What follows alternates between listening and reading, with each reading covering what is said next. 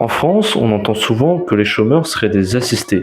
Mais si je vous disais qu'en réalité, les vrais assistés n'étaient ni les gens au chômage, ni les gens au RSA. Pour vous donner un peu de contexte, le chômage, ça représente 36 milliards d'euros par an à l'État, ce qui est quand même une somme assez importante. Mais il y a un autre dispositif mis en place par l'État qui lui aussi est extrêmement coûteux, à savoir les aides aux entreprises. Car les aides aux entreprises, ça coûte 211 milliards d'euros par an à l'État. Et parmi les entreprises qui ont le droit à ces aides, on retrouve Total Energy et LVMH, des multinationales qui font des milliards de bénéfices chaque année.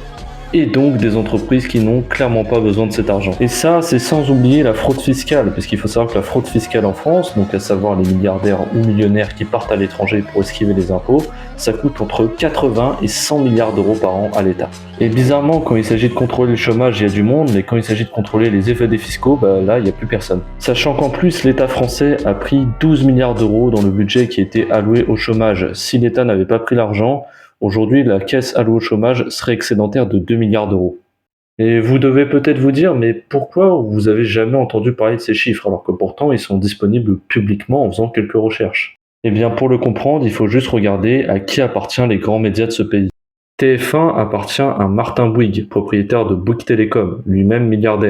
BFM TV appartient à Rodolphe Saadé, propriétaire de CMA-CGM, lui aussi milliardaire.